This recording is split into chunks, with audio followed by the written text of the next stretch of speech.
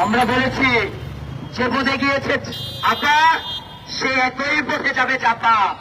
আপা গেছে লন্ডনে, চাপা আছে বাংলাদেশে।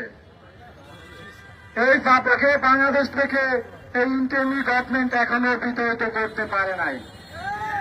যখন আমরা এই আওয়ামী লীগ নিষিদ্ধের একটি প্রোগ্রাম করেছিলাম পল্টনে, সেদিনকে আমাদের উপরে পুলিশের হামলা, আমাদের নির্বাহী সহ আমাদের 21 জনের মোবাইল ছিনতাই করা হয়েছে। একইভাবে গতকালকে আমরা যখন জাপার বিরুদ্ধে প্রোগ্রাম করতেছিলাম, তখনও পুলিশ সেনাবাহিনী আমাদের উপরে যেই ভয়াবহচিত হামলা করেছে, এই হামলা আমরা জীবনে এই 16 বছরেও দেখি নাই।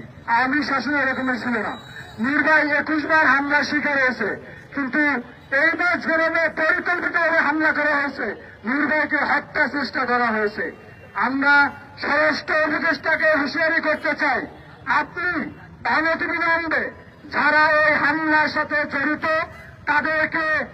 তাদেরকে আপনি চিহ্নিত করে সুষ্ঠু বিচারের আওতায় আনুন। অন্যথায় আপনার পরিবারের দাবিতে সারা বাংলাদেশ জেগে তুলবে ইনশাআল্লাহ। ধন্যবাদ সবাইকে। এই মুহূর্তে বক্তব্য রাখবেন জগন্নাথ বিশ্ববিদ্যালয়ের ছাত্রনেতা রাহেন নাব্বি। বক্তব্য রাখবেন রাহেন নাব্বি।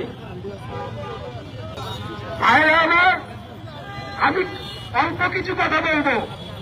আপনারা জানেন এই জাতীয় পার্টি এই ক্যান্টনমেন্ট থেকেই গড়ে উঠেছিল।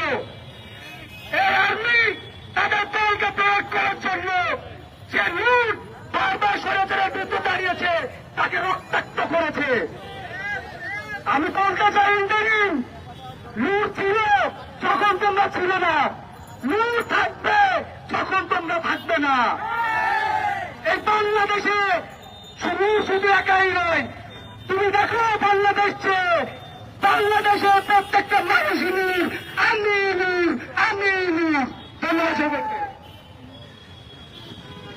এই মুহূর্তে বক্তব্য রাখবেন ঢাকা বিশ্ববিদ্যালয়ের ছাত্রনেতা মাহতাব।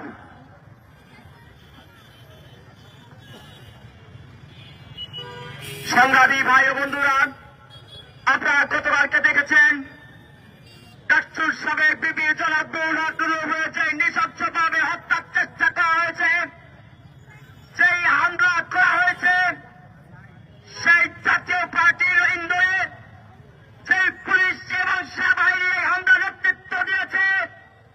সেই পুলিশ প্রশাসন, সেই সেনাবাহিনী গত 17 বছর ধরে ওই হাসিনার পালিত সেনাবাহিনী এবং পুলিশ প্রশাসন,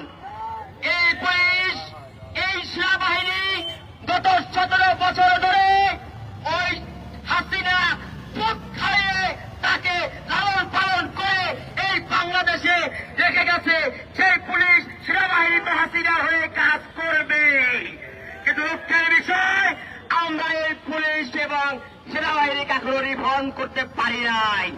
ওই পুলিশ শেখ হাসিনা খাদ্য খেয়ে পেটের চামড়া আবার ঘুরে বাড়িয়েছে। ওই সেনাবাহিনী ওই শেখ হাসিনার জওয়ানের পুরে প্রাণের থেকে দেখে পেটের পেট বাড়িয়েছে। সেই পুলিশ প্রশাসন সেনাবাহিনী আজ শেখ হাসিনাকে এই নতুন করে এই বাংলাদেশে আবার ফিরে আনার জন্য প্রচেষ্টা চালাচ্ছে। এই বাংলাদেশের জনগণ, এই ছাত্র সমাজ যারা জুলাই বিপ্লব হয়েছে, তারা কখনো হতে দেবে না।